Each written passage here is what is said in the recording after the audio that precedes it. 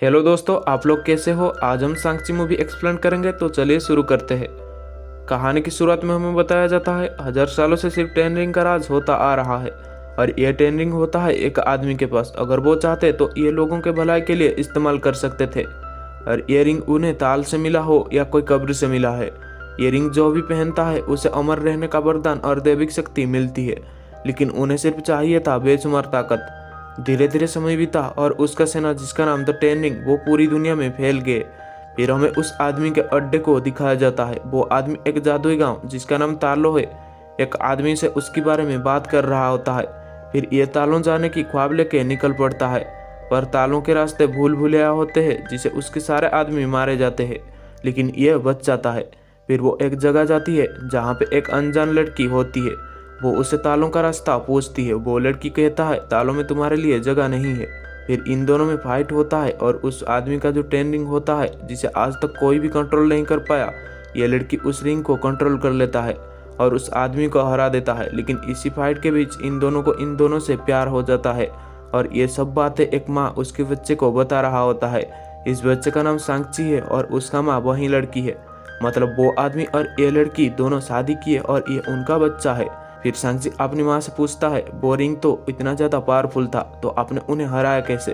फिर उसकी माँ कहती है हमारी महागुरु का जादुई शक्ति हमारे ऊपर है। फिर उसका माँ उसे एक लकड़ देता है और कहता है इसे हमेशा अपने पास रखना। फिर हमें प्रेजेंट दिखाई जाती है जहाँ पे समय बीतने के साथ सांची अब बड़ा हो चुका है। सांची अब अमेरिका में रहता है और वो एक होटल पे कार पार्किंग का काम करता है और उसके साथ उसका दोस्त केटी भी काम करता है।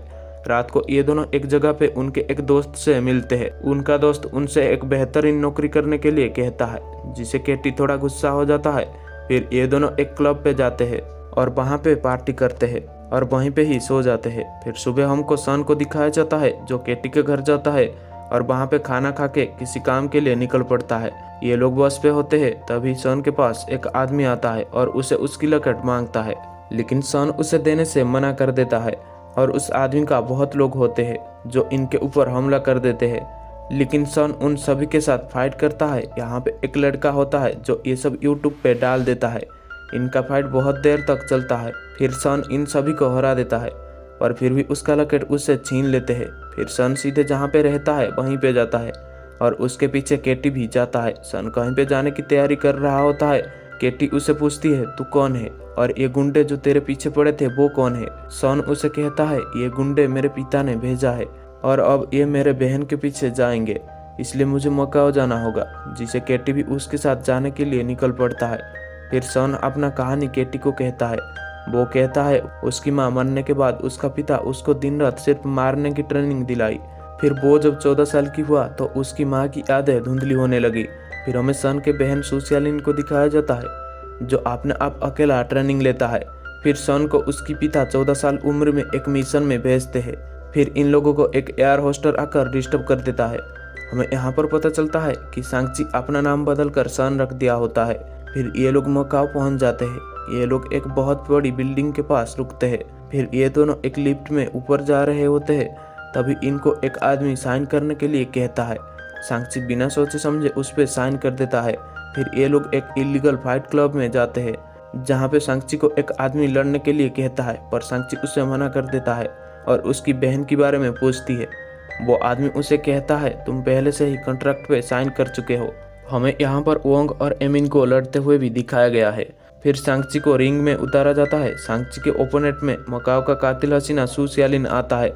सुसियालिन सांची का ही बहन होता है। फिर इन दोनों में फाइट होना शुरू हो जाता है।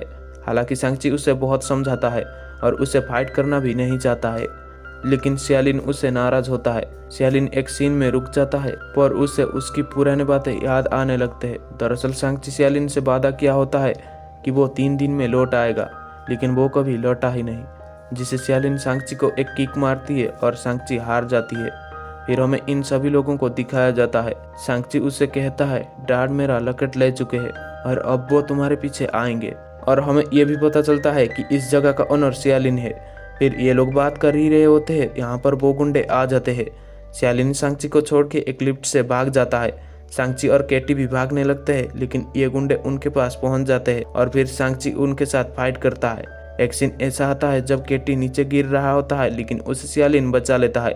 फिर ये दोनों भाई बहन मिलके उनके साथ फाइट करते हैं। फिर एक निंजा सियालिन का लकेट लेके भाग रहा होता है लेकिन उसके पीछे सांची जाता है और ये वही निंजा होता है जो बचपन में सांची का मुंह में कट लगाया था। सांची उसे मारने वाला होता है लेकिन तभी उसका पिता आ जाते हैं और उसे रोकते हैं। फिर सांची के पिता इन सबको अपने घर लेके चले जाते हैं। फिर हमें केटी और सियालिन को दिखाया जाता है। केटी सियालिन से पूछता है क्या तुम्हारे पिता हम सबको मार देंगे? सियालिन कहता है नहीं, ऐसा कुछ भी नहीं होगा। इसके बाद हमको सांची को दिखाया जाता है जो एक खंबे को देख रहा होता है और अपनी बचपन को याद कर रहा होता है कि किस तरह से उसे बचपन में हद से ज़्यादा ट्रेनिंग करनी पड़ती थी। फिर हमें इन सभी को दिखाया जाता है। सांची के पिता उससे कहते हैं अब तुम मेरे साथ खड़े हो जाओ, लेकिन सांची उन्हें मना कर देता है। फिर उसके पिता उसकी माँ के बारे में बताता है। वो जब उनसे मिले तो उनका सब कुछ बदल गया और उसकी माँ उनके लिए अपना सब कुछ छोड़ के चला आया और वो भी उनका रिंग उतार लिए। फिर इनका 2 बच्चे होते हैं, सांची और सियालिन। फिर वो इन लोगों को एक जगह पे लेके जाते हैं और मायावी तालों के बारे में कहते हैं। उनको लग रहा होता है कि तालों के लोग उसकी पत्नी को बंदी बना कर रखा है। हालांकि सांची उन्हें समझाता भी है लेकिन वो उन्हें और एक जगह पे लेके जाते हैं। वो उस दोनों लकेट को एक ड्रैगन की आंख में लगाते हैं जिसे ड्रैगन से पानी निकलता है और तालों का रास्ता बनने लगता है। ये एक ऐसा रास्ता होता है जो साल में एक बार खुलता है और ये कब खुलेगा सांची के पिता को पता होता है। सांची के पिता अपनी सैनिकों से तैयारी करने के लिए कहते हैं लेकिन सांची इस बात को संपूर्ण विरोध करता है जिसे वो इन तीनों को बंदी बना लेते हैं। फिर सांची के पिता को उसकी पत्नी की आवाज सुनाई देती है जो उन्हें बार बार सुनाई देती है। फिर हमें इन तीनों को कैद के अंदर दिखाया जाता है। इन लोगों को अंदर से कुछ आवाज सुनाई देती है और ये उसी का पीछा करके जाते हैं। दरअसल यहाँ पे एक एक्टर होता है, उसे इनके पिता ने बंदी बना कर रखा होता है।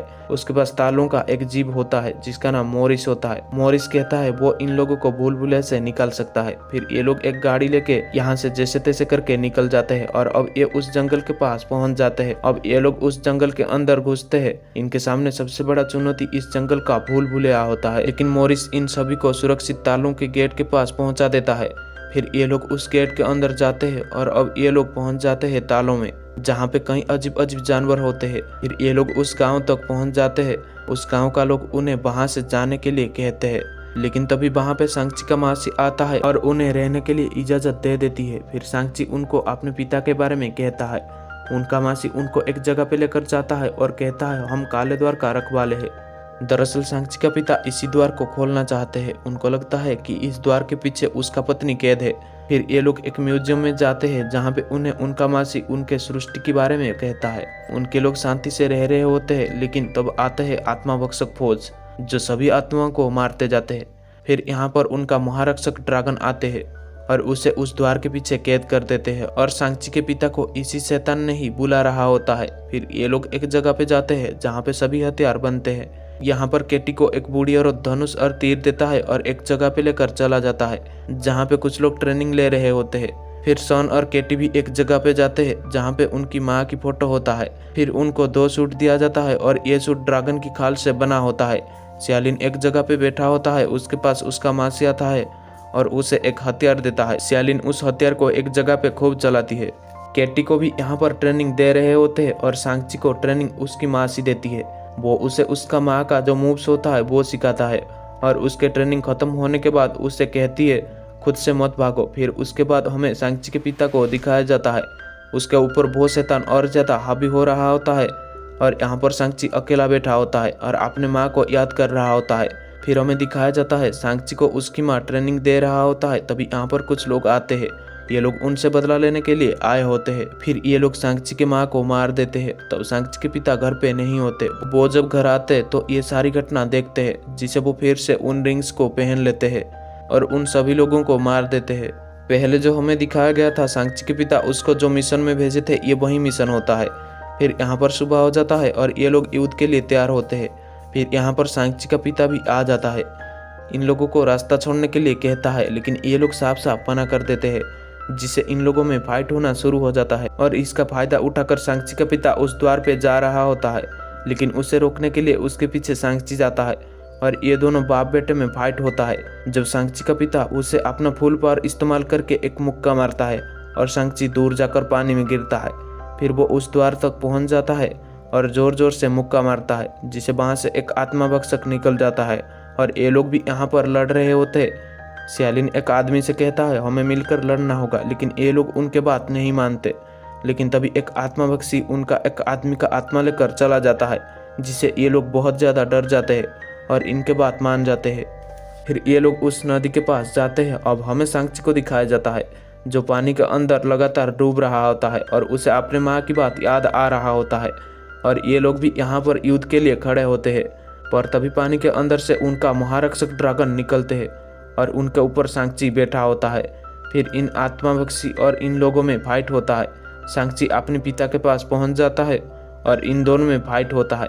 पहले तो सांची का पिता सांची के ऊपर हावी होते हैं, लेकिन जब सांची अपनी माँ की मूव्स इस्तेमाल करता है तो वो उसके पिता के रिंग्स को आसानी से कंट्रोल कर लेता है और उसके पिता को आसानी से हरा देता है। लेकिन तब तक उन आत्माभक्षियों का राजा निकल जाता है और इन दोनों के ऊपर हमला कर देता है।